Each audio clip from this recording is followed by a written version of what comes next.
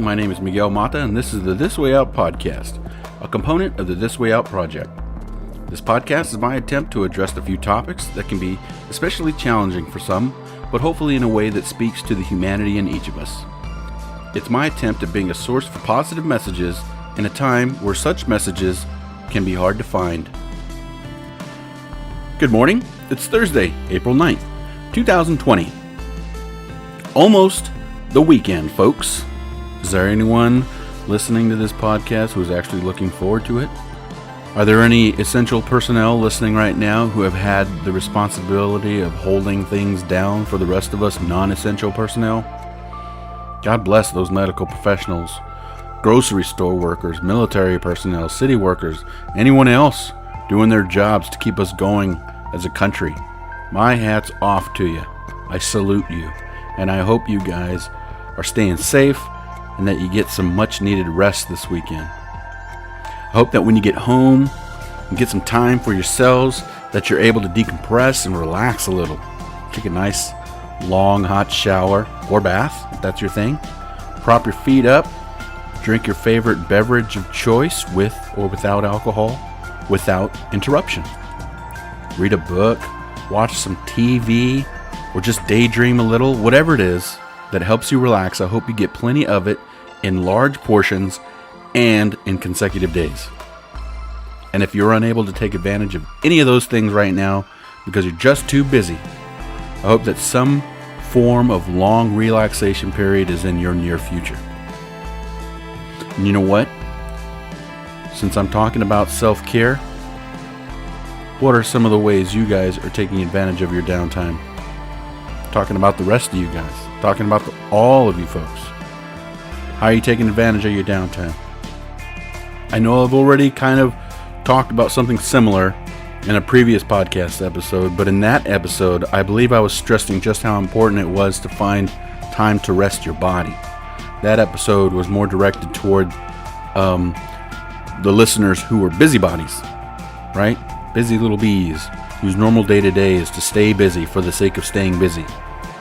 Or like the above-mentioned groups who can't help but stay busy. The earlier recording was for those folks to stress the importance of finding time to rest for health and safety reasons. If you remember, I think I said something to the effect of, find time to rest your body, because if you don't, the body will do it for you. It's called collapsing from exhaustion. Anyway, today's episode is related to rest and relaxation, but the focus is more toward mental health rather than physical health. However, your physical health is still a big part of keeping your mind healthy as well. Who'da thunk it? So let's start there.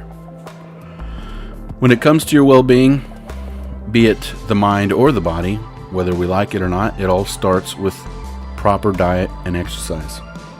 Look, I'm not a fan either, but taking care of your body with proper nutrition and physical activity is so important to keeping the brain in good working order.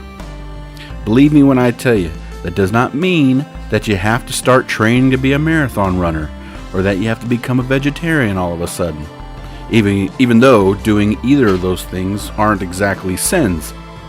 What I'm suggesting is just keeping track of what you eat and how much of it you actually eat as well. For many of us, my hand is raised high here, way high. Portion control is a big obstacle to overcome.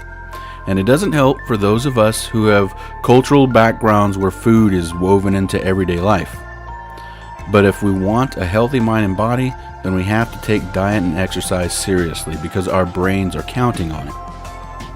Saying that just now, it reminds me of something a professor of mine said once.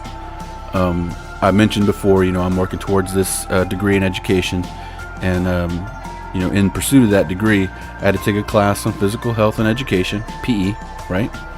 A lot's changed in the area of PE since I was in elementary school, in a good way. But anyway, this professor shared with us these little cards that she gives to her kids when she teaches.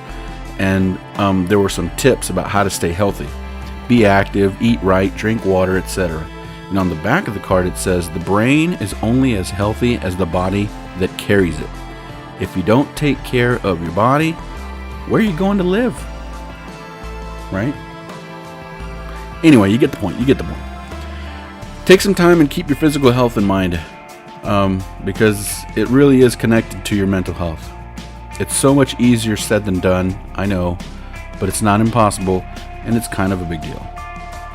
Alright, I already mentioned it once, but I'll go ahead and mention it again. Rest is an important part of maintaining good mental health and self-care as well.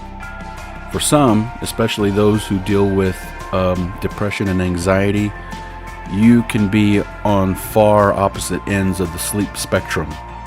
Either you sleep too much or you don't sleep at all. And if this is you, please consider talking to a doctor about that sleeping problem, if you have that problem. There might be something he or she could prescribe you or advise you with that could help you, right? Sleep is when the body heals itself and repairs itself, and part of that healing and repairing also includes the brain, right? Now, I did a little digging, and according to the National Institute of Neurological Disorders and Stroke, say that 5 times fast, right? According to those folks, tips for getting a good night's sleep include, as much as possible, try and stay to a set schedule. Don't end a workout too close to bedtime. Give yourself a couple of hours beforehand. Avoid caffeine, nicotine, and alcohol before bed. I'll pray for some of you with that one. Yuck, yuck, yuck. All jokes aside, though, that's a good tip, okay? Avoid the caffeine, nicotine, and the alcohol before bed. Take a warm bath before bed. Don't lie awake. If you can't sleep, do something else like read a book, listen to music until you feel tired. Create a room for sleep. Lights not too bright, no loud sounds, comfortable temperatures. And I think for most of us, that's the bedroom.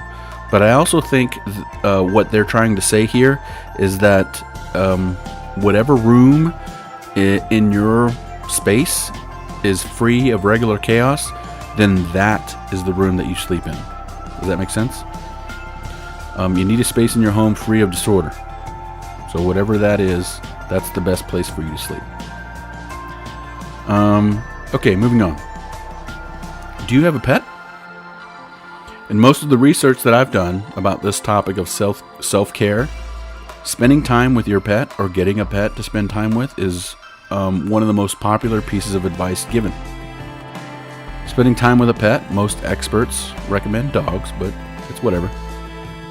Anyway, spending time with a pet has been shown to reduce stress and anxiety levels, calm panic attacks, and lower high blood pressure. Therapy dogs have become more prevalent among people who struggle with mental health issues, and the feedback is quite positive.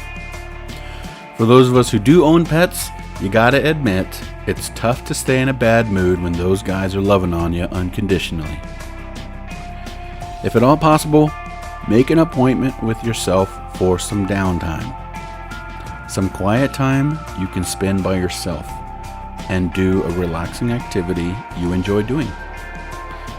If all you can give yourself is a few minutes a day, then that's what you give yourself. If you can find an hour, even better.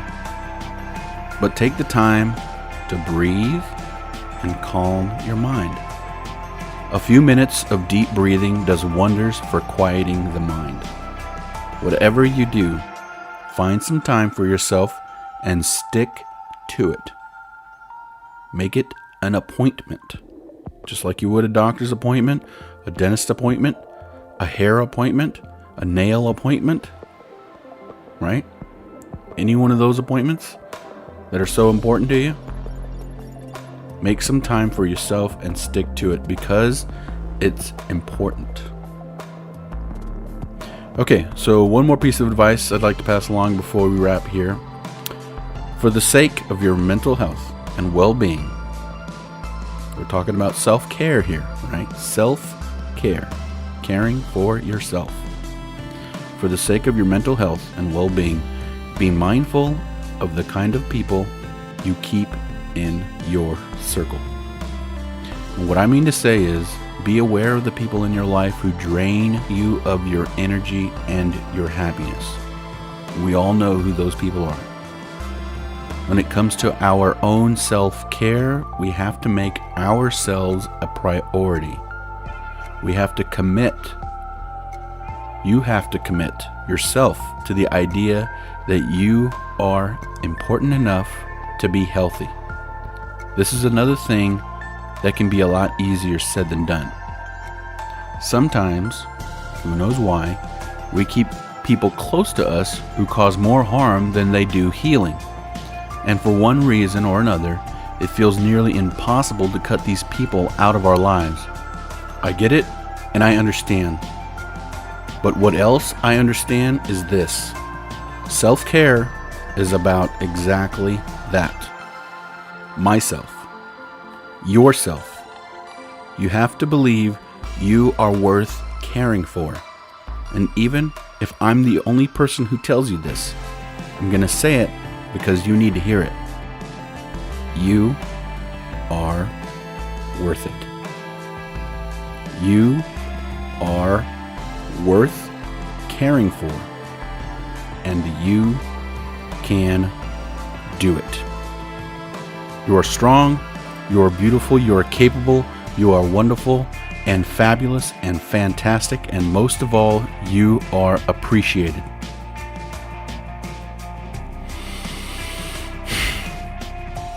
And with that, I think we'll bring this episode to a close. Remember, I'm looking for people who would like to be guests on the podcast who are willing to share a positive story or a story of overcoming adversity, or maybe you would just like to talk. Either way, if you or someone you know might be interested, comment on the episode or send me an email, which will be shared in the outro. thiswoe.light@gmail.com if you miss it in the outro. Okay. Have a fantastic weekend, everybody. Best wishes to all of you out there listening. You guys are awesome, and I'm very proud of each of you. God bless, and I'll talk to you again on Monday. This has been the This Way Out podcast, a part of the This Way Out project. If you enjoyed this episode and you want to hear future episodes, please subscribe. If you would like to get in touch with me to recommend future topics, provide feedback, or for any other reason, you can comment on the episode or send me an email at thiswoe.light@gmail.com. That's thiswoe.light@gmail.com. If you're interested in the other aspects of the This Way Out project, be sure to visit my website at thiswoe-light.com.